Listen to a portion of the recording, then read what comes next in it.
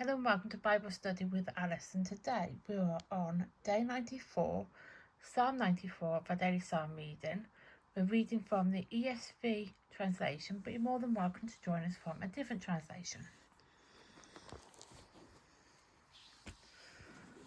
As you can see, we are on Psalm 94.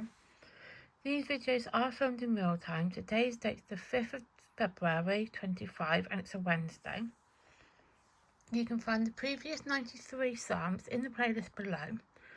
There is a disclaimer as usual, and that is one that these videos are unedited and also probably stumble my wording. Let's get started.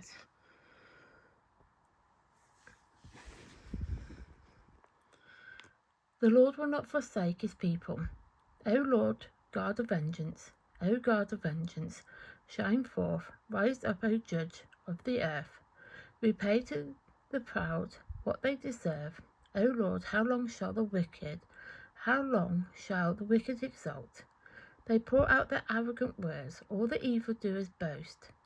They crush your people, O Lord, and afflict your heritage. They kill the widow and the sojourner, and murder the fatherless. And they say, Lord does not see, the God of Jacob does not perceive. Understand, O dullest of the people, for when will you be wise? He who planted the ear does not hear. He who formed the eye does not see.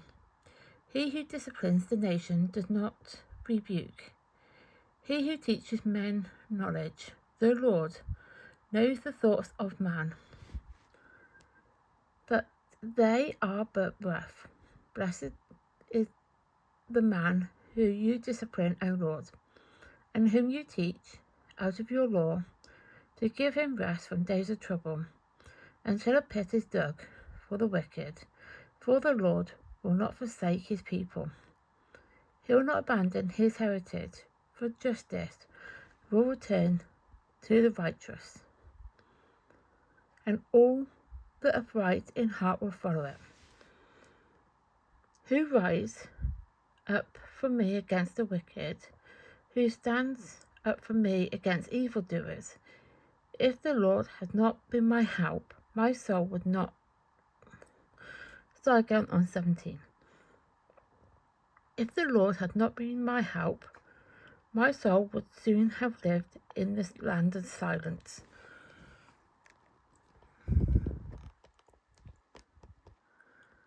When I thought my foot slips, your steadfast love, O Lord, held me up. When the care of my heart are many, your consolation cheers my soul. Can wicked rules be allied with you? Those who frame injustice by statute, they band together against the life of the righteous, and condemn the innocent to death. But the Lord has become my stronghold, and my God, the rock of my refuge. He will bring back on them their iniquity, and wipe them out for the wickedness. The Lord God will wipe them out. So that is Psalm 94 complete, and tomorrow we will be doing Psalm 95. So that's the first half of the video complete. For those who are new, I will split my videos into 3. So this was the first half of our read. In the second half, I'm going to explain about the time periods, how they historians and scholars understand and explain how they date the Psalms, and then the third half we'll talk about the Psalm that we just read. So with the book of Psalms, it was written over a vast period of time, 1,000+ years, and historians and scholars do know when some of the Psalms were written. There's like a small group of number of Psalms where they do know when they were written. And then, because obviously they do extensive research and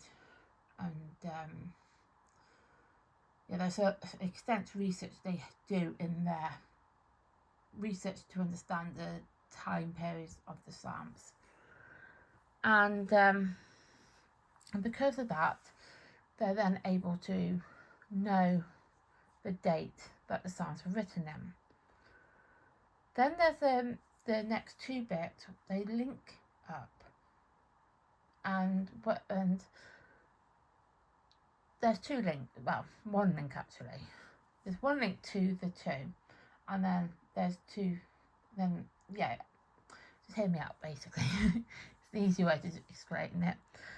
So, you have Psalms that are unknown, and that is due to the fact that historians and scholars don't know when they were written, and it's generally down to the fact of the way it was written. Now, we all know that Psalms are songs, poems, so they're going to be obviously in a more of a poetic wording. The language is very poetic, and obviously they weren't written in English. They were written in Hebrew and other languages, but it's mainly Hebrew they were written in originally. And because they were written in a different language, they then got translated into English and to obviously other languages, and then it then became more of a jumbled, I won't say jumbled mess because that's not quite the correct term, but it then became more difficult to unpick those psalms then when they were when they were translated into English. So that's then made it more difficult for the historians and scholars to fully understand the psalms, because even with those that had the time period linked to it, it was obviously still written in Hebrew. So there's obviously extensive research that they then would have done to be able to know the time period. But then obviously with those that are unknown, it's just very more harder to interpret the date. But they do have an event linked to them, and that's also quite helpful.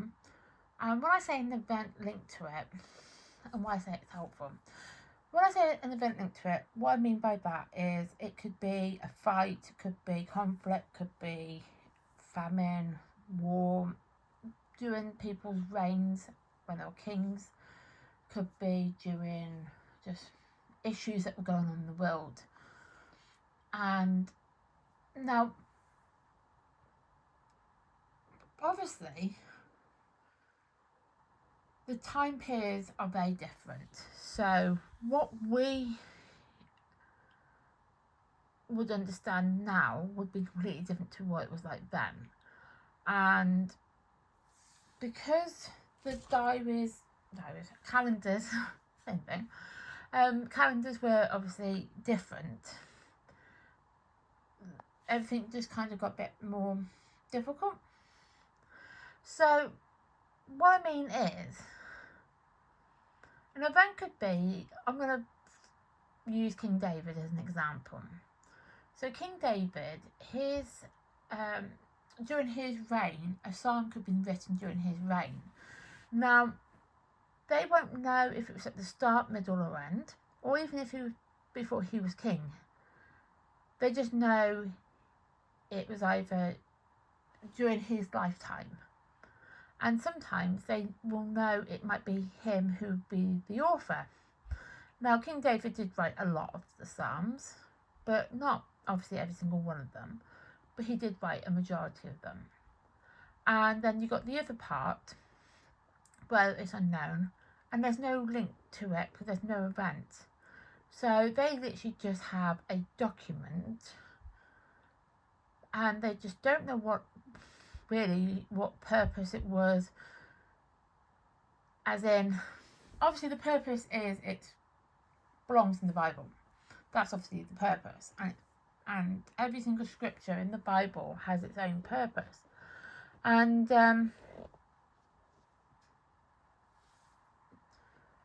so obviously those psalms obviously would then have a purpose, but they just don't really know,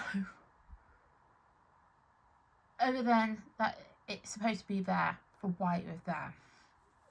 That's literally how that would come about. So with Psalm 94, now I know what you're going to say, and I did say this in yesterday's video, and there is actually a bit of a link here. So with 92 and 93, they were actually all going to be doing the same sort of thing. So what I mean by that is, it's unknown, thought to be written during the pre-exilic period 600 BCE or after the exile 500 BCE. Now, quickly before we get into that, BCE is before Common Era, before Christ. It's the same thing, just worded differently. Now, as I said, you might be thinking, Alice, I watched yesterday's video, 93, and I watched 92, and you said the same thing. Yeah, I know. So,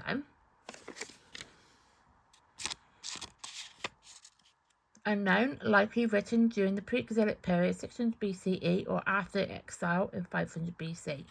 Psalm 93. Psalm 92.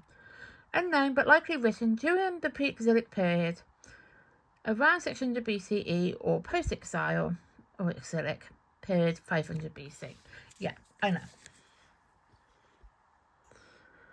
Just waiting for my camera to go back into focus, which it just did. So yeah, I am aware that 92, 93 and 94, I would say, and it's a stab in the dark, I would say these three psalms were written during the same time period. I'm actually going to go and say that these three psalms were written during the same type of time period, because obviously it was during the exilic period, post and pre. So yeah, I'm going to say that it was definitely written during that period. Now, they are also have an unknown author. I think, if I remember correctly,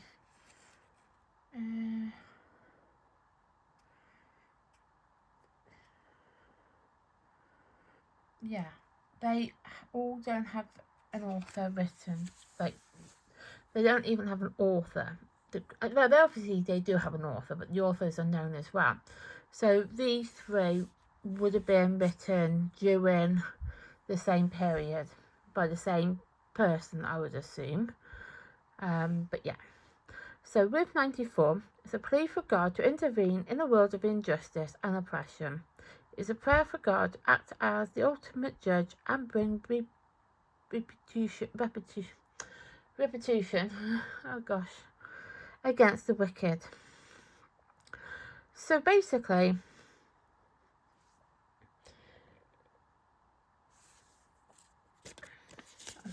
just kind of, yeah, I just kind of had a thought. So I'll keep going and then I can tell you my thought afterwards. So,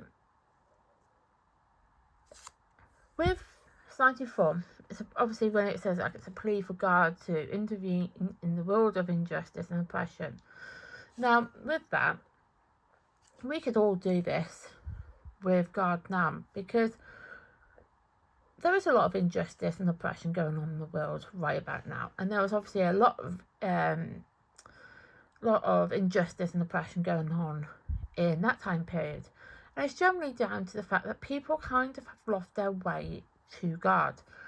Kind of case in point why I'm doing this channel is to help people to find their way back to God and to understand it in a way that they can understand it. Because I know when I was younger, and I'm in my mid-30s, so I'm not that old, but I'm in my mid-30s, And when I was younger, I used to struggle with a lot of issues with surrounding injustice and oppression as well.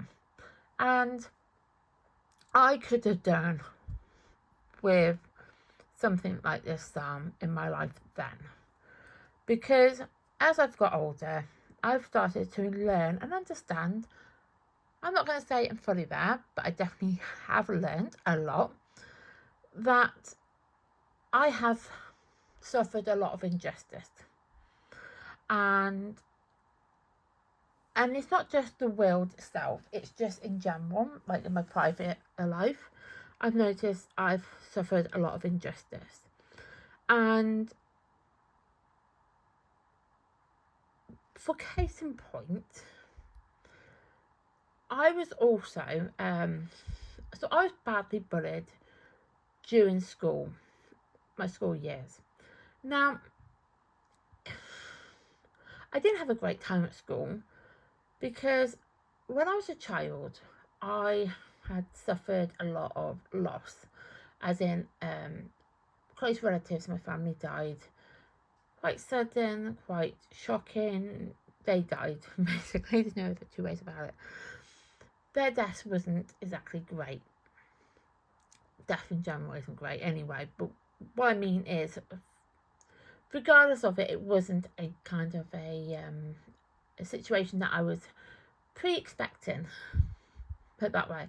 I mean, some of us can kind of expect death if we know that that person's got ill health and they have not got long left to live and all that sort of thing.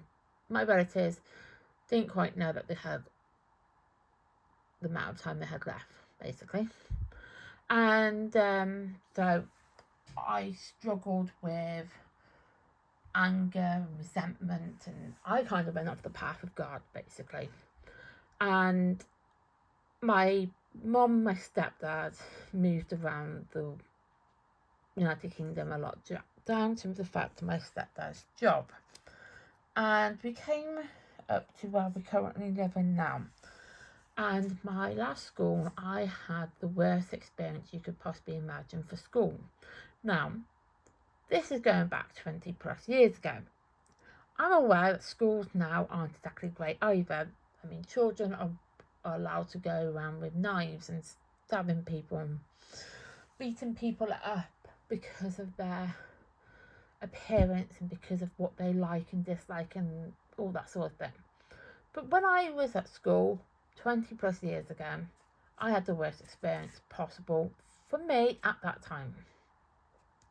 And the teachers basically said I would not amount to do anything. I wouldn't leave school with good qualifications. I wouldn't go to college. I wouldn't leave school or college with qualifications. I wouldn't be able to do a job. I wouldn't be able to do anything, quite frankly. And, well, let's just say, okay, I didn't leave school with great qualifications. I'm not going to lie, my school qualifications aren't great. But I have went to college, got qualifications in college. I left with a national certificate and a first diploma. So the first diploma was my level 2, my national certificate was a level 3. And I stopped doing education. I did dip in and out over the years with education. Obviously dipping in with Bible, Bible studying and stuff like that. And learning about the Bible. I did dip into that a lot. But the most recent qualification I'm so close to completing is a degree. Now, it's not a degree in Bible. I will most tell you that it's not to do with that. It's business. And when I complete my degree in July, I would have left school 20 years. And in that 20 years, I've managed to do my college career, my college experience, life, whatever you want to say, and my degree. Now, I've done my degree the hard way. It's taken me 11 years to complete it. I'm not going to lie. But that's down to the fact that I hadn't fully done it all in one go. It's only in the last 7 years that I've actually properly put my head to it to do it. And I did defer a couple of times due to like COVID, due to ill health and things like that. Not COVID related, but you kind of get where I'm going with it. I just deferred the modules. So I will be completing in July. And I've had to work hard to prove myself that I am fully capable. Yes, I've had injustice, I have had a lot of oppression, I've had all that stuff, but I've done it to prove to myself that I am fully capable of getting a degree at the age I am at, or will be at, when I complete it in July, because obviously I'll have a birthday between now and then. So yeah. But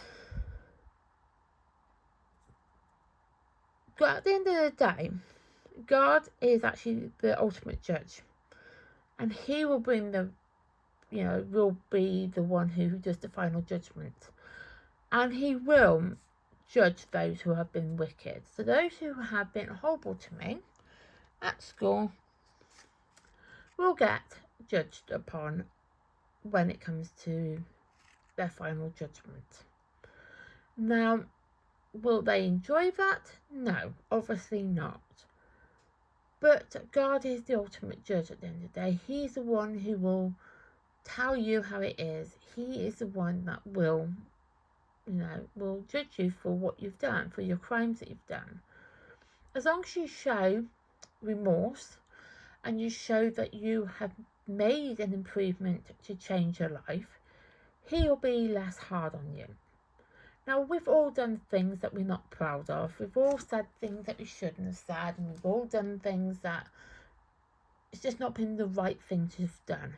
We probably judged somebody for the way they looked, the way they behaved in public, and we probably have done that. We probably have done something silly. We might have been horrible to a child at school because we might have mocked them for their hair colour or the way they dressed or something like that.